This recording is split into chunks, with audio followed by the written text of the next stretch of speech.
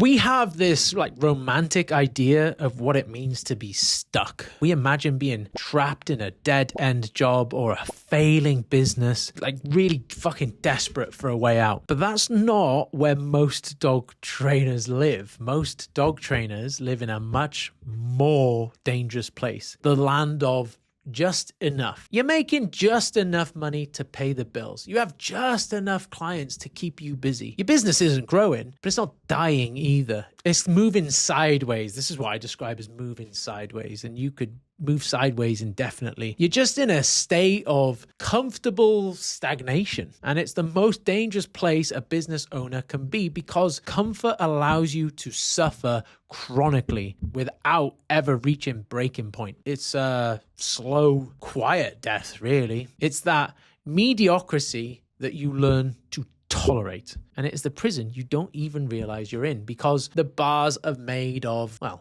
good enough. I see this all the time when I do consult calls with people and I do strategy calls with my mentees. Like, they're not uncomfortable enough to take action to genuinely improve their life. Acute pain, however, is a gift. When you truly have a terrible month, when you have 0 clients, when you have fucking 300 quid in your bank account and the rent is due, that's the type of pain that creates energy, a level of urgency and focus that is impossible to manufacture. It forces you to take massive, uncomfortable action because the alternative is complete failure. Your back is against the wall and you have no choice but to fight your way out. And I've seen it time and time again. The students in my mentorship who make the fastest, like most dramatic, almost like often unbelievable progress are usually the ones who come in at their lowest point, like where they're like fucked, right? They are the ones for whom failure is not an option.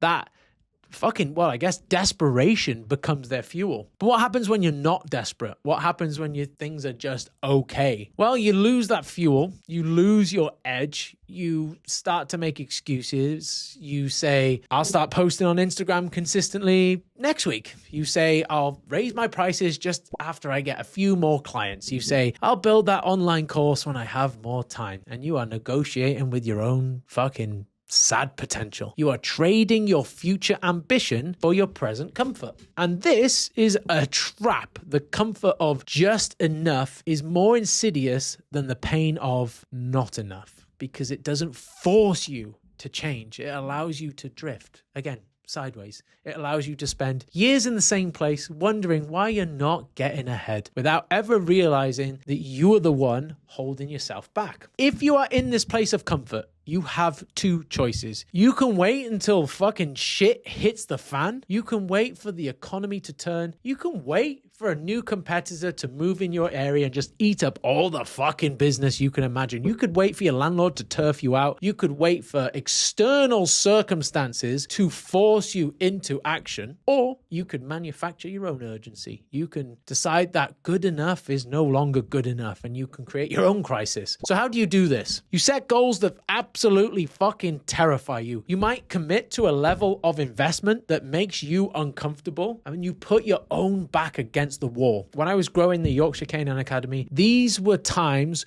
when the business was doing its best. We were comfortable, and that's when I knew I had to do something to shake things up a little bit. I would sign a bigger lease on this fucking crazy facility we're sat in right now. I would hire a new member of staff before we might have even had the revenue just to justify it. I would invest in a mentorship program that cost more than I had in my bank account. I would create artificial pressure. I was raising the stakes. I was forcing myself to take that aggressive action because I created a situation where I had no choice, and that standing down meant I would literally fucking drown. This is the mindset, and it's a very common mindset of all the entrepreneurs that I know that are doing incredibly well for themselves, like not just hobbyists. A hobbyist, they seek comfort. An entrepreneur that wants to do well for themselves, they seek growth. And often that growth is required for us to projectile out of a state of discomfort. It does not happen inside the comfort zone. So look at your business right now. Are you comfortable? Is income predictable? Is your client load manageable? If the answer is yes, you might be in danger without realizing it. You are on a plateau,